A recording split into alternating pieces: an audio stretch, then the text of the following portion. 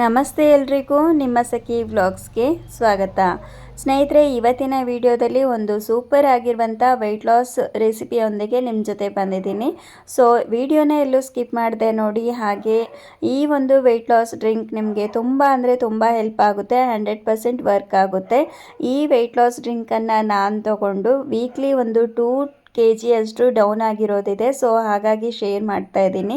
ಮತ್ತು ಇವಾಗ ನಾವು ತಗೊಳ್ಳುವಂಥ ಒಂದು ಜಂಕ್ ಫುಡ್ ಏನಿದೆ, ಅನ್ಹೆಲ್ದಿ ಫುಡ್ಸ್ ಏನಿದೆ, ಮಸಾಲೆ ಹಾಕಿರುವಂಥದ್ದು, ಇಂಥದ್ದೆಲ್ಲ ತಗೊಳ್ತಾ ಇರಬೇಕಾದ್ರೆ ನಮ್ಮ ವೆಯ್ಟ್ ಗೇನ್ ಆಗೋದು ಖಂಡಿತ. ಅದೇ ಅನ್ಹೆಲ್ದಿ ಫುಡ್, ಪಿಜ್ಜಾ, ಬರ್ಗರ್ ಅಥವಾ ನಾವು ರೈಸ್ ಐಟಮ್ ಜಾಸ್ತಿ ತಿನ್ನೋದ್ರಿಂದ ಕೂಡ ನಮ್ಮ ಒಂದು ವೆಯ್ಟ್ ಗೇನ್ ಆಗ್ತಾ ಇರುತ್ತೆ, ನಮಗೆ ಗೊತ್ತಿಲ್ಲದೆ.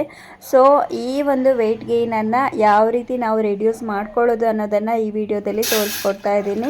ಸೊ ಹೊಸೊಬ್ಬರು ನೋಡ್ತಾ ಇದ್ದರೆ ನನ್ನ ಚಾನಲನ್ನು ಸಬ್ಸ್ಕ್ರೈಬ್ ಮಾಡಿ, ಹಾಗೆ ಈ ವಿಡಿಯೋ ಇಷ್ಟ ಆದರೆ ಒಂದು ಲೈಕ್ ಮಾಡಿ.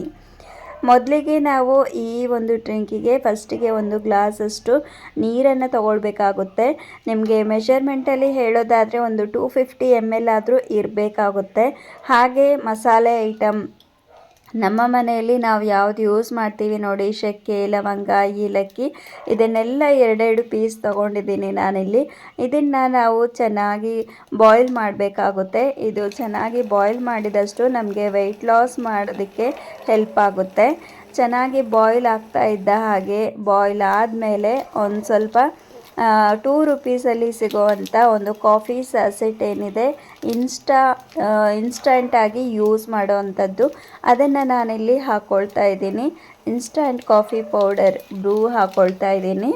ಸೊ ಇದನ್ನು ನೀವು ಹಾಕ್ಕೊಳ್ಬೇಕಾಗುತ್ತೆ. ಇದರಿಂದ ನಿಮಗೆ ಕ್ರೇವಿಂಗ್ಸ್ ಅನ್ನೋದು ಆಗೋದಿಲ್ಲ ವೆಯ್ಟ್ ಲಾಸ್ ಮಾಡಬೇಕಾದ್ರೆ. ಸೊ ಇವಾಗ ಅದು ಚೆನ್ನಾಗಿ ಬಾಯ್ಲ್ ಆದಮೇಲೆ ಆಫ್ ಮಾಡಿಕೊಂಡು ಇವಾಗ ಹಾಕ್ಕೊಳ್ತಾ ಇದ್ದೀನಿ. ನೋಡ್ಬೋದು ಬಿಸಿ ಬಿಸಿಯಾಗಿದೆ.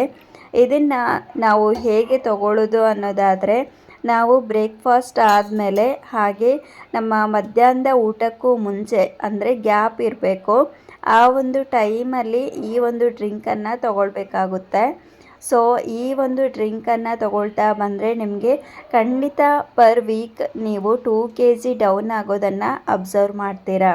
ನನಗಂತೂ ತುಂಬ ಹೆಲ್ಪ್ ಆಗಿದೆ. ಸೊ ನೀವು ವೆಯ್ಟ್ ಲಾಸ್ ಮಾಡಬೇಕು ಅಂತ ಇದ್ದರೆ ಈ ಒಂದು ವೆಯ್ಟ್ ಲಾಸ್ ಡ್ರಿಂಕನ್ನು ಟ್ರೈ ಮಾಡಿ ನೋಡಿ, ಡೆಫಿನೆಟ್ಲಿ ವರ್ಕ್ ಆಗುತ್ತೆ. ಹಾಗೆ ಇದರ ಜೊತೆಗೆ ವೆಯ್ಟ್ ಲಾಸ್ ಡ್ರಿಂಕ್ ಕುಡಿತೀವಿ, ಬಟ್ ಬೇರೆ ಏನೋ ಸಿಕ್ಕಾಪಟ್ಟೆ ತಿಂತೀವಿ ಅಂದರೆ ಅದು ಖಂಡಿತ ಆಗೋದಿಲ್ಲ. ಅದರ ಜೊತೆಗೆ ಹೆಲ್ದಿ ಫುಡ್ ತಗೊಳ್ಬೇಕಾಗುತ್ತೆ. ಆದಷ್ಟು ಸಲಾಡನ್ನು ಯೂಸ್ ಮಾಡಿ ತಿನ್ನಬೇಕಾದ್ರೆ ಫುಡ್ ಜೊತೆಗೆ ಒಂದಷ್ಟು ಸಲಾಡನ್ನು ತಿಂತಾ ಬನ್ನಿ ಯಾವಾಗಲೂ. ಹಾಗೆ ಡೈಲಿ ಒಂದು ಹಾಫ್ ಆನ್ ಅವರ್ ಆದರೂ ವಾಕನ್ನು ಮಾಡೋದು ತುಂಬ ಒಳ್ಳೆಯದು. ಬಾಡಿ ಹಾಗೆ ಕೂತಲ್ಲೇ ಕೂತ್ರೆ ನಮಗೆ ಫ್ಯಾಟ್ ರೆಡ್ಯೂಸ್ ಆಗೋದಿಲ್ಲ.